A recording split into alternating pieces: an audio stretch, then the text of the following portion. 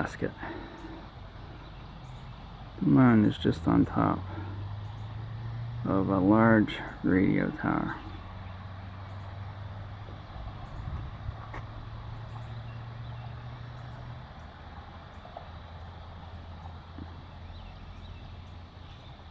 You can actually see it lifting up out of the basket.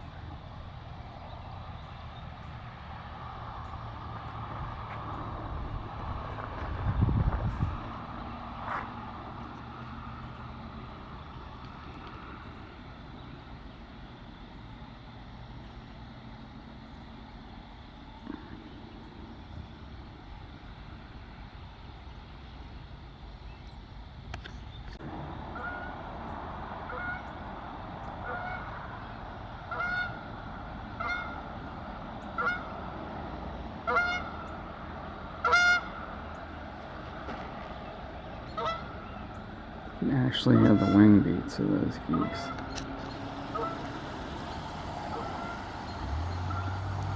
There it is, moon perfectly sitting on top of the radio tower. And sadly, the moon has fallen from its perch right up in that basket and is now right there.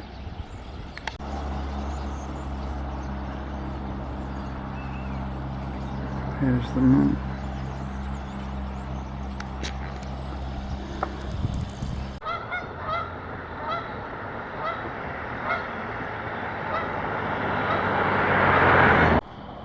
I'm not sure what this structure is going to be.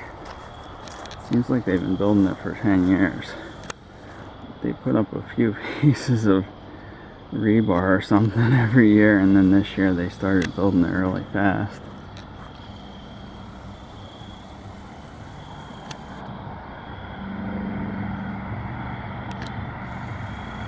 They got lights in there. Oh my God.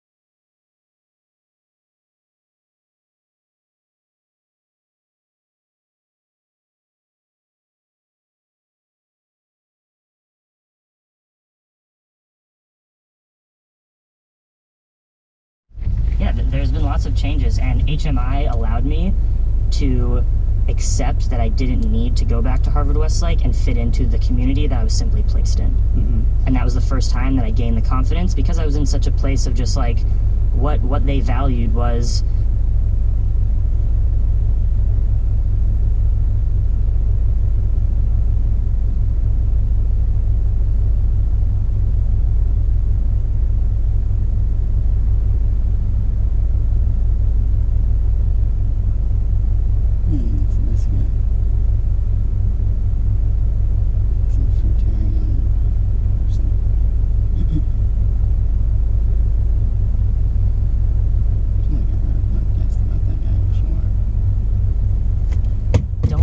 stress about U.S. history. Don't stress about math class.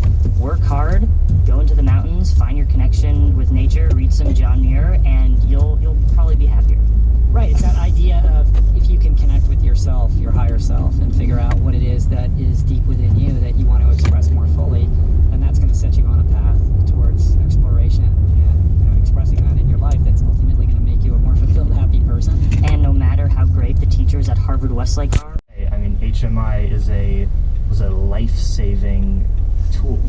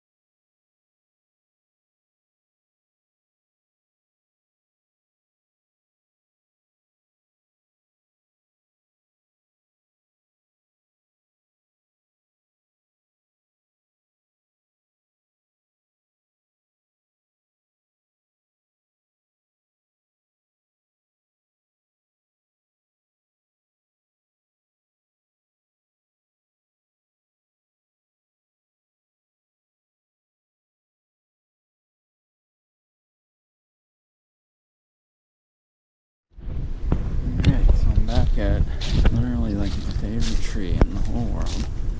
It has the most tasty crab apples that I've ever had. I mean, I could just eat like 10 or 20 of these things and they really fill you up. Some kind of ornamental crab apple tree just growing here in a parking lot. And yeah, these things are amazing. They're about 1 inch to 2 inches at the most. Here's what I got. Literally like 20 pounds of them right here. And there are still so many in this tree. It's unbelievable. Bright cherry red, perfectly ripe. Incredible tasting crab apples. Literally the best apples I've ever had anywhere ever.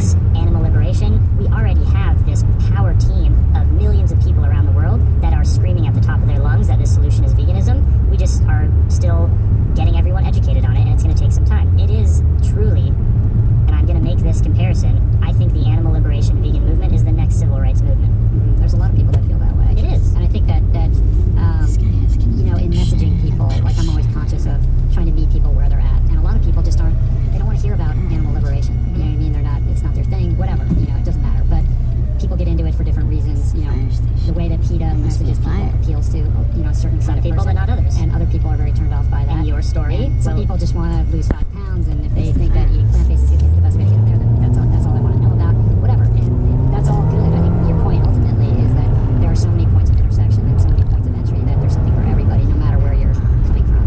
And that you could be welcomed in. But I think it brings up another interesting point, which is, there's a lot of sort of subcultures within this movement, like we just referred to. You have people that are super into animal rights, and then you have other people that just don't want to have a heart attack, they give a shit about the animals, and you have the fruitarians, and you have the people that are on the sort of no oil Esselstyn diet, and you have the sort of David Wolf, the avocado, the cow people. all these like very and there seems to be, but on the bigger issues they all agree. There's a lot of quibbling over the details there that I think ultimately Liars people making such fusses but about these minute. here's my analogy. Ready for this? Yeah. Tell me what you think of this. So if you look at our political system, right? If you look at the Republican Party, well, maybe not lately, but take the Republican Party 5 or 10 years ago. Extremely organized, extremely consistent in their messaging, very on point, and everybody's on board. They're completely all marching in the same direction. And the Democratic Party, they're all fighting amongst each other. They can't get their shit straight. There's a lot of dissonance and people thinking this way or that way. And as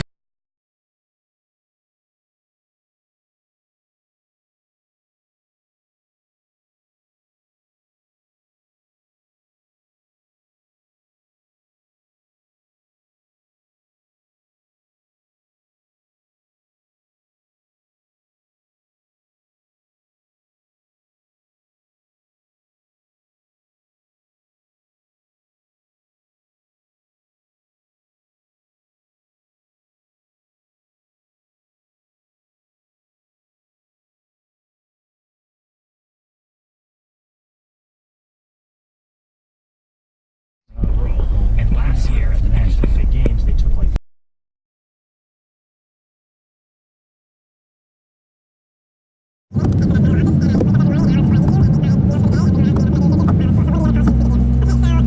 the 4 months before.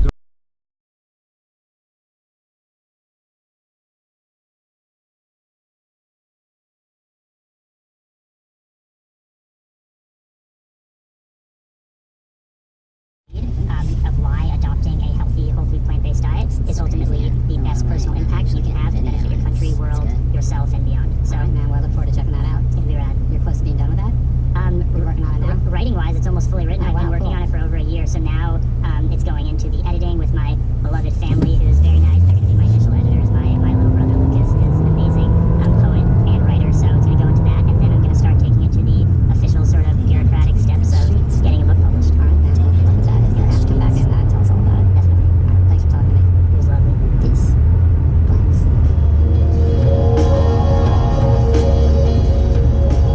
All right, you guys, that's the show. I hope you dug it. I hope you dug Jackson's vibe. Thank you. Don't forget to go to harrys.com. Use the code word ROLL on checkout for savings and get your awesome, groovy shading needs met. And please, if you haven't already, give us a review on iTunes. We're getting close. We're reaching up on 1,000 reviews.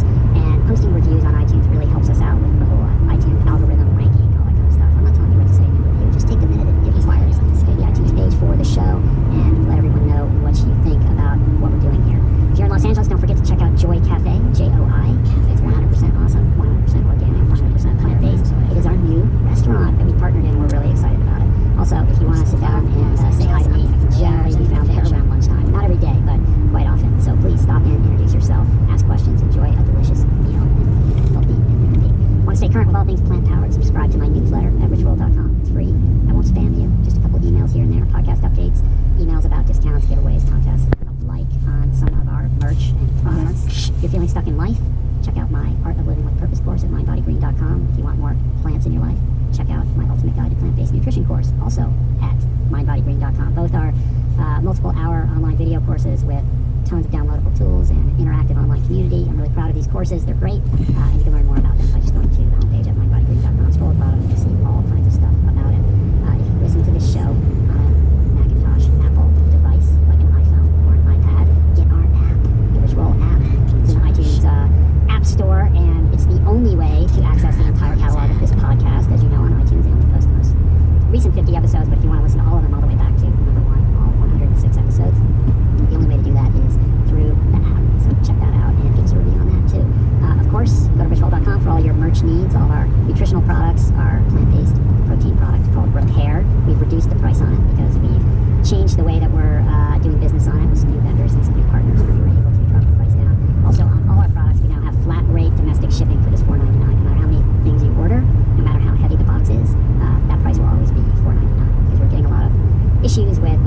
points, and this is a solution that I think really makes it work for everybody. We have our ion electrolyte supplement, we have our vitamin B12 supplement, we have our GIC cookbook, we got a meditation program, we got t-shirts, all kinds of stuff. So check that out.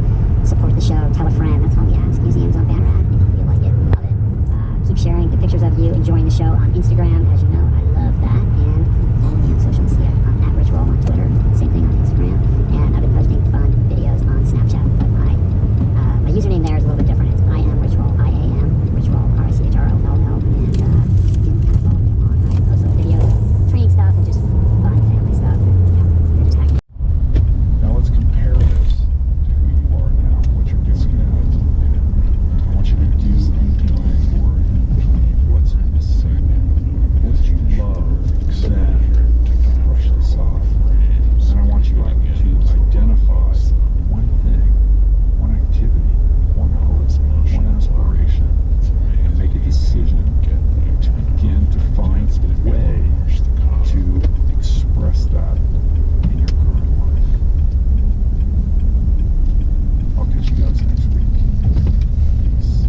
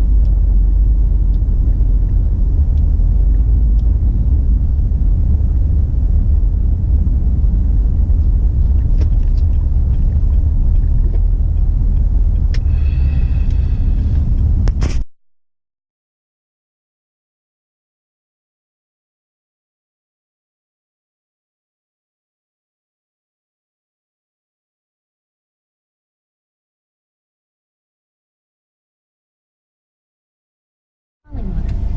To learn more, visit waterlandlife.org. Field notes.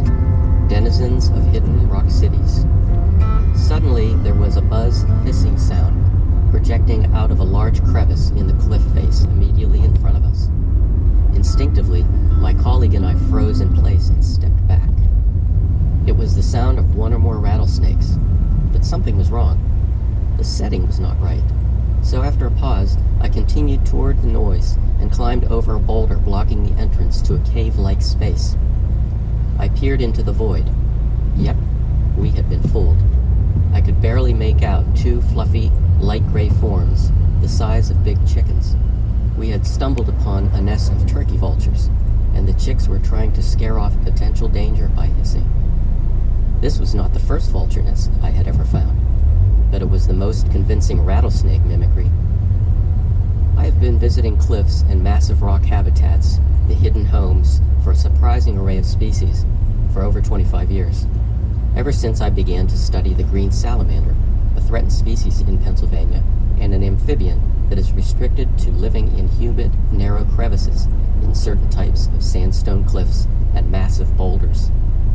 Over the years, I have learned much about these environments and have grown fond of spending countless hours searching along the bottom of cliff faces many times taller than my own height. You would not think that towering cliffs and house-sized boulders would be secret places, especially when these huge boulders sometimes occur in clusters that I call rock cities. But to demonstrate their mystery, even biologists knew almost nothing about the green salamander in Penn's Woods until the mid-1980s. Yet it had been hiding out almost in front of our noses.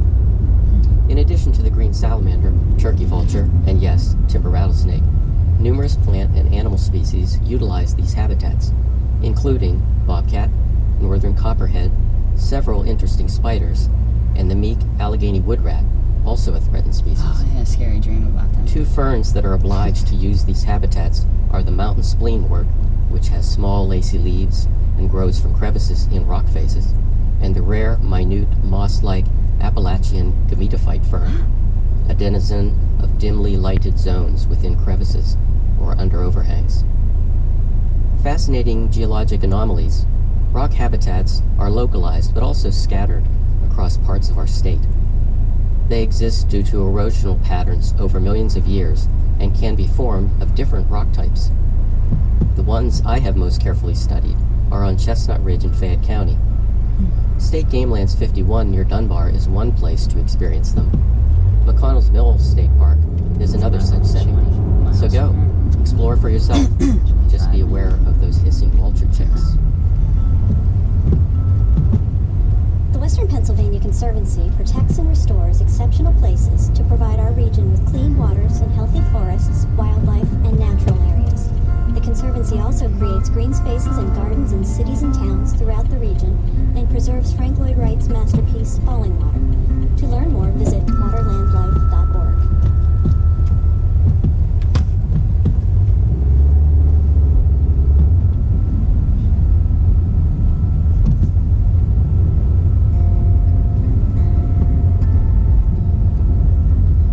Field notes. A year with sheep and chickens at Falling Water. 2 weeks after we were married, in late January, 30 years ago, my wife Terry and I moved to Falling Water to take up new jobs with the Western Pennsylvania Conservancy. We were caretakers, part of the house maintenance crew, Bear Run Nature Reserve managers, and interpretive naturalists for the visitors who came to tour the house. Those were different times. Falling Water was generally a quieter place. It is certainly peaceful today, but there is a much larger staff and more programs and activities. We lived in a small bungalow adjacent to the ticket house. Now, this is the kitchen for the cafe. And part of our job was to see that people did not enter the grounds during closed hours. The security for Falling Water was an alarm in our house that it would erupt in the middle of the night whenever the Falling Water residents, those are the white-footed mice, would trip. Well, come to think of it, that part was not so quiet.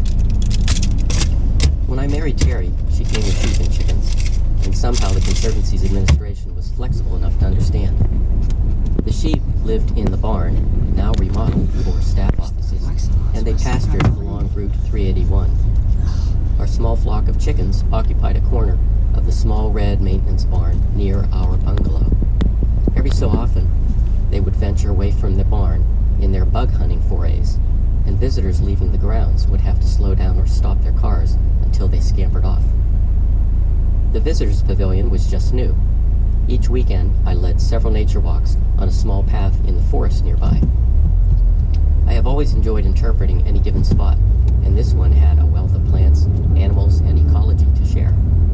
Sometimes I had to play a few tricks on people whose attention would drift away from my message. So I would stand alongside a large shrub saying, "And this is Nordned odor," and the visitors were puzzled. Only after I had imparted all of my details about this species would I inform them that it took me a long time to perfect saying rhododendron backwards. On one summer nature walk, I spied a northern copperhead right at the edge of the trail. It was a great opportunity to have the visitors experience just how timid this venomous snake really is, and then I had to capture it for release later in a remote area.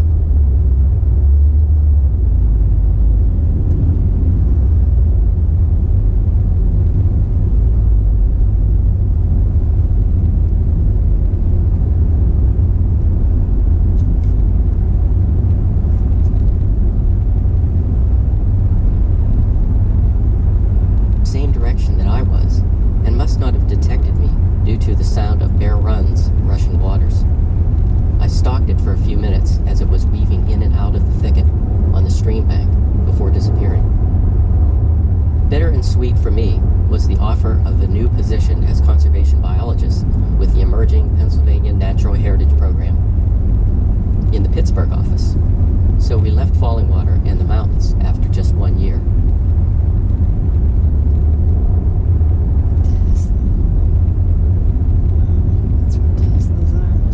The Western Pennsylvania Conservancy protects and restores exceptional places to provide our region with clean waters and healthy forests, wildlife, and natural areas. The Conservancy also creates green spaces and gardens in cities and towns throughout the region and preserves Frank Lloyd Wright's masterpiece, Falling Water. To learn more,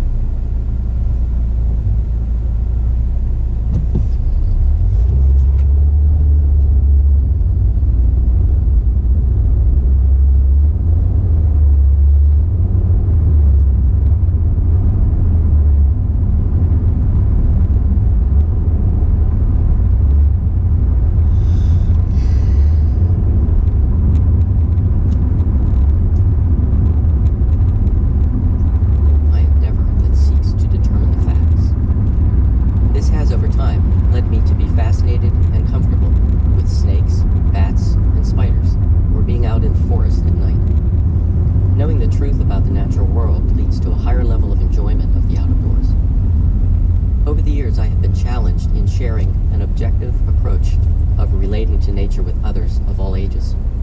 For example, I used to teach elementary students about snakes.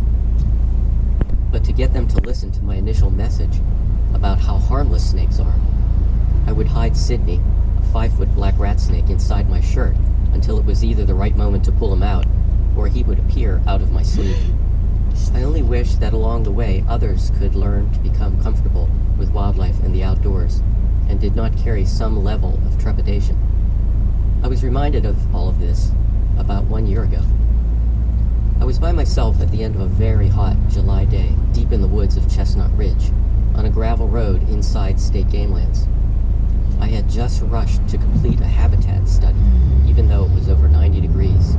There was not a dry spot left in my shirt, and although I was exhausted, I was also feeling September pretty good 30th, about having held up 2017. on the third long day of trekking over the mountain's green briar patches and boulder fields. I was driving along a dirt road when I saw ahead of me some odd movements that I could not identify. As I drove closer to the swaying grass, my jaw dropped. I saw 2 male timber rattlesnakes engrossed in their combat dueling behavior. I had never seen this before. I stopped the car and grabbed the camera and climbed out of the passenger side door and walked right up to them. At first, they were oblivious to me and intent upon each other. I snapped several photos. Then one seemed to detect me and started moving away. The other one, apparently not knowing where his competitor went, saw my movement and thought I represented the male that had left. The remaining male started coming towards me until he finally caught on. I was still taking pictures while he moved away from me and into the forest. The 2 male snakes were both beautiful and appeared to have recently shed, showing rich hues in their skin. Neither snake rattled during this encounter. This behavior, sometimes referred to as a combat dance, is competition for dominance regarding courtship.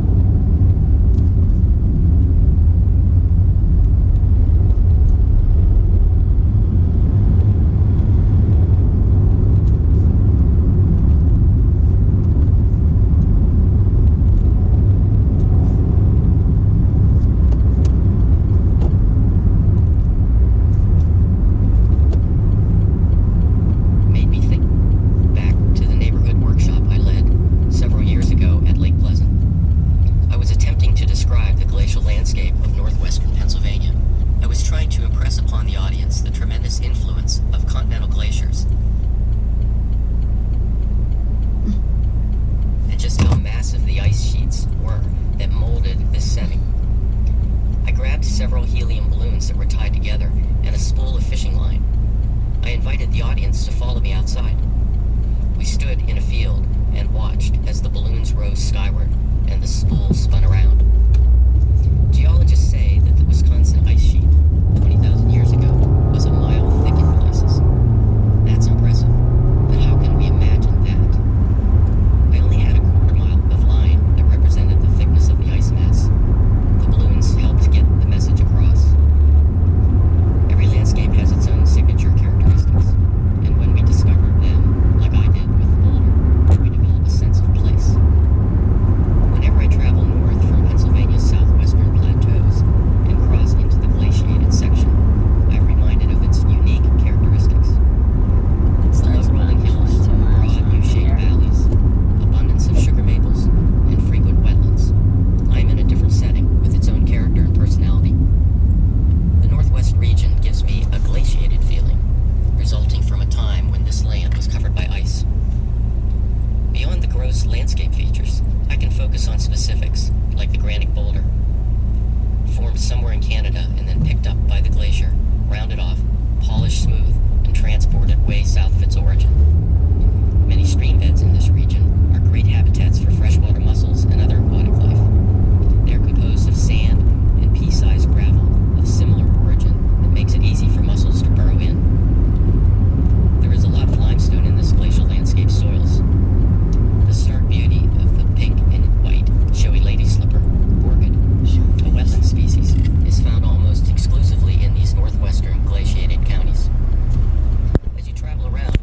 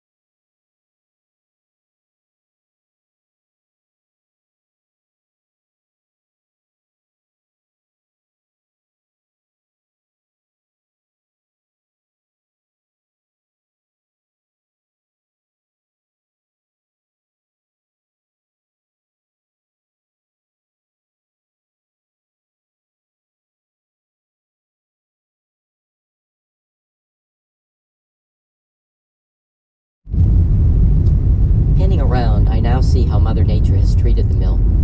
It still stands, and the lichen-encrusted walls are mostly in true lines, even if occasional Christmas ferns protrude from the joints between the big stones. I photograph one of the ferns as a memento. As we wade back across Buffalo Creek, trying not to fall in, my mind comes back to frigid water in the present, but with perspective of the past. The Western Pennsylvania Conservancy protects and restores exceptional places to provide our region with clean waters and healthy forests, wildlife, and natural areas. The Conservancy also creates green spaces and gardens in cities and towns throughout the region and preserves Frank Lloyd Wright's masterpiece, Falling Water. To learn more, visit waterlandguides.org.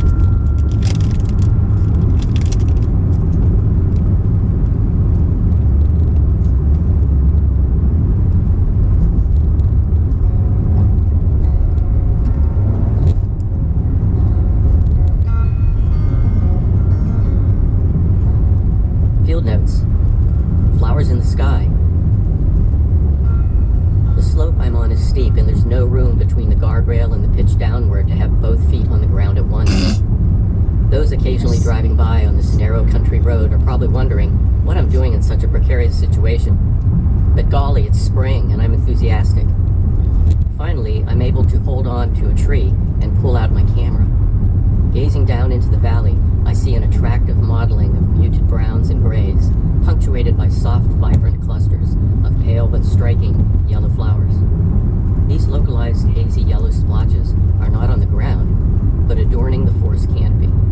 For this is mid-April, and the sugar maple trees are in full bloom. Their glimmering presence against the surrounding darker landscape exhibits the quality of an impressionist's painting.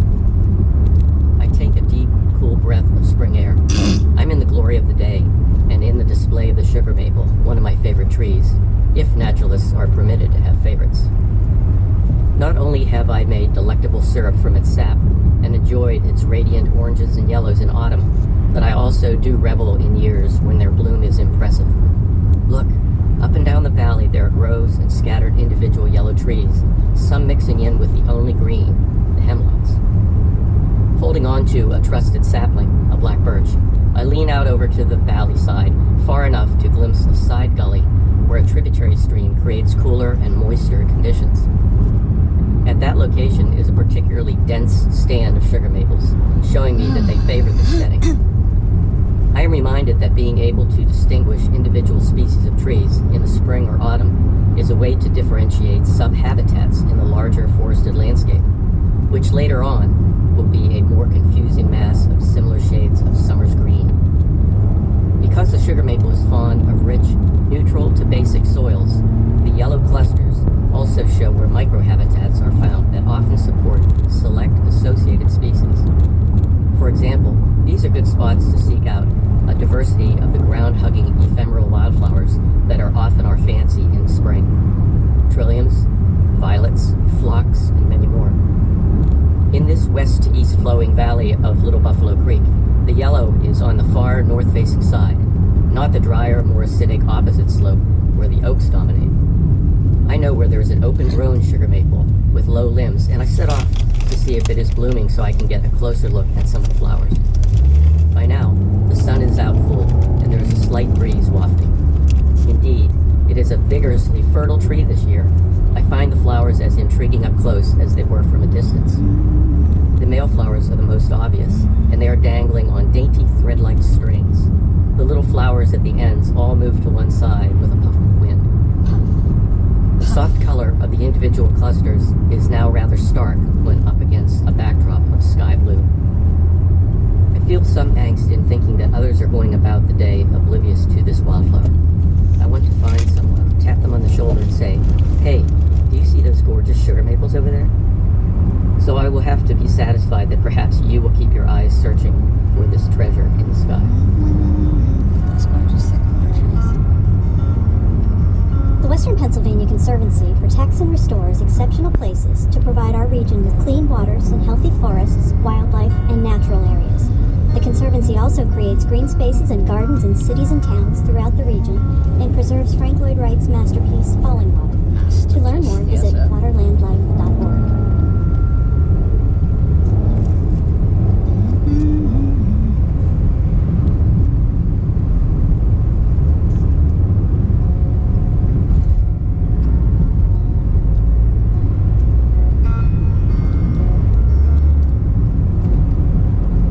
Field notes.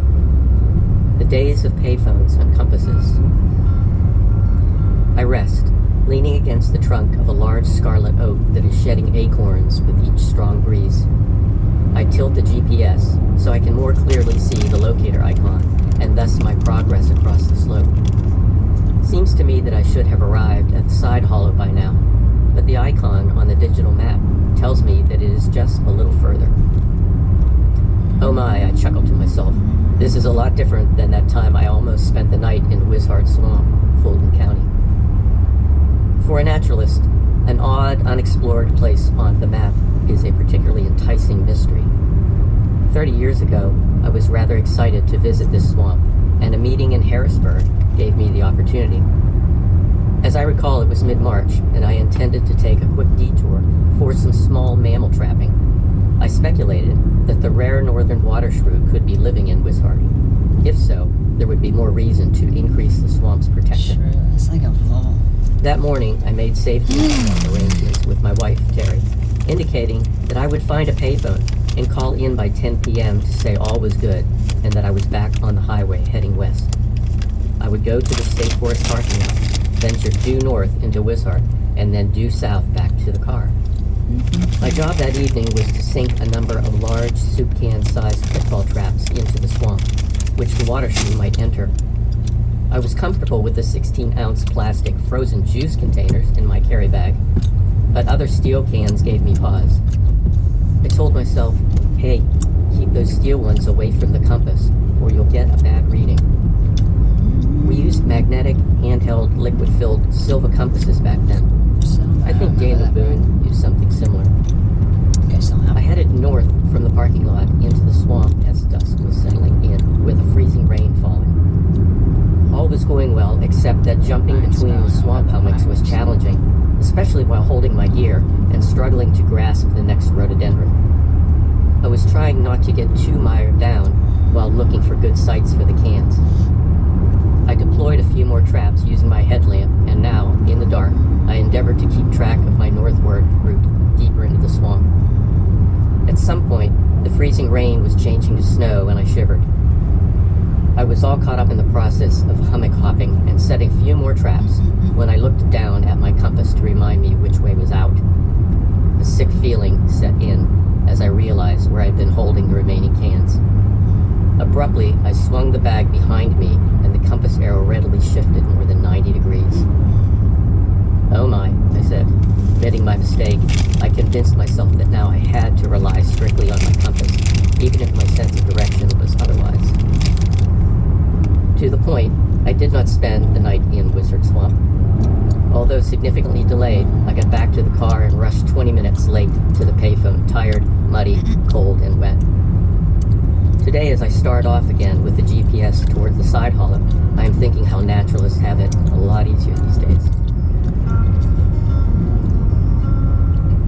The Western Pennsylvania Conservancy protects and restores exceptional places to provide our region with clean waters and healthy forests, wildlife, and natural areas. The Conservancy also creates green spaces and gardens in cities and towns throughout the region and preserves Frank Lloyd Wright's masterpiece, Falling Water. To learn more, visit waterlandlife.org.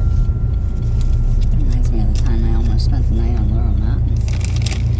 I missed the northern end of the trail. Ended up going down into a valley and crossing over an underground creek. And then I followed the creek up the hill to where it come out. Somehow crossed over some rocks over the creek at like midnight. And didn't have a headlamp, so I had to hold my camera up to the trees to see the yellow blazes, which you can't see at night. And eventually, about 1 in the morning, I found my way off Laurel Mountain to the north end of the trailhead.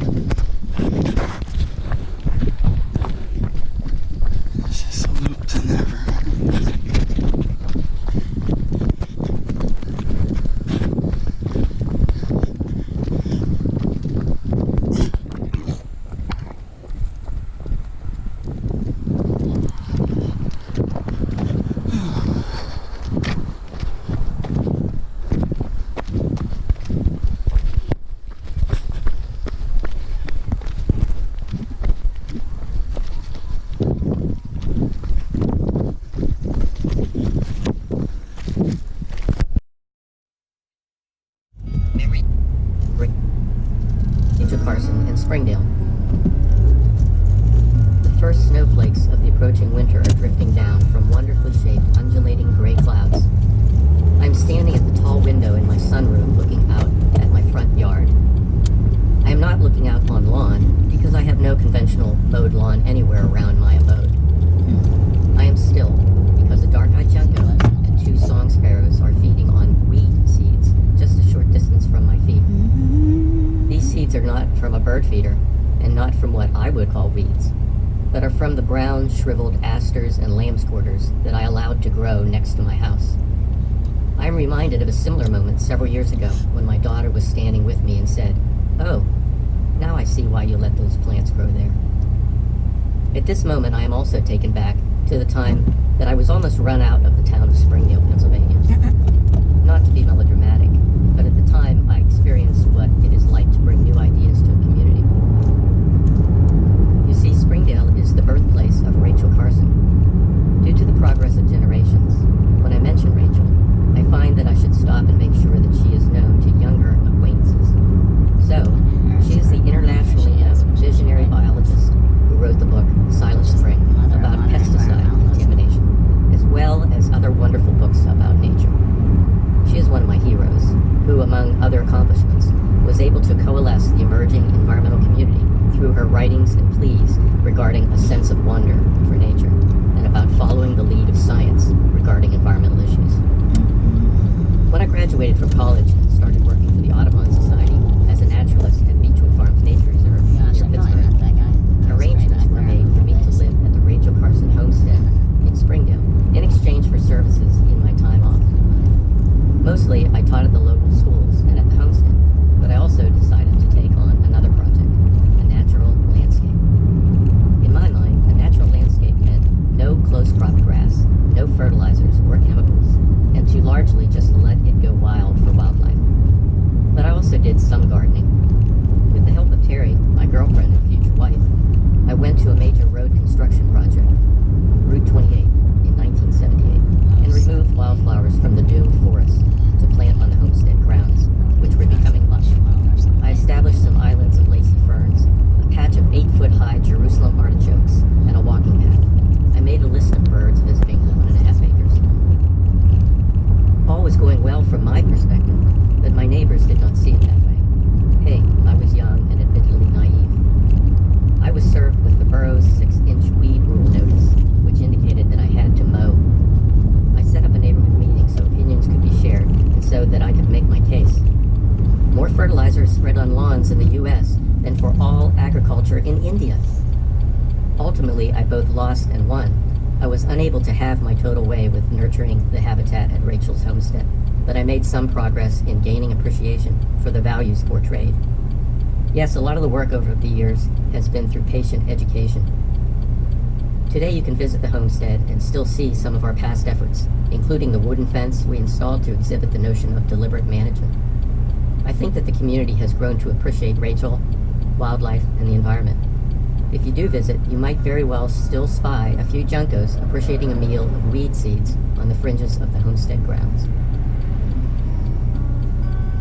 The Western Pennsylvania Conservancy protects and restores exceptional places to provide our region with clean waters and healthy forests, wildlife, and natural areas. The Conservancy also creates green spaces and gardens in cities and towns throughout the region and preserves Frank Lloyd Wright's masterpiece, Falling Water. To learn more, visit waterlandlife.org.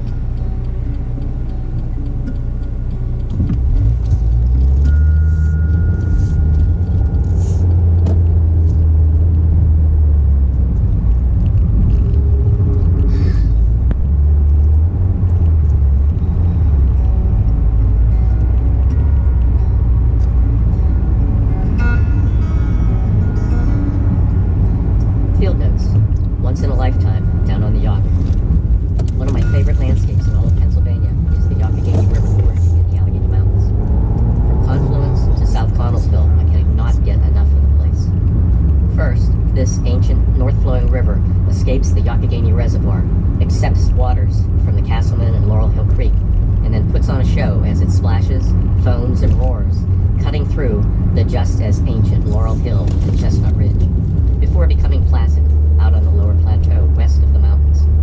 I just love it.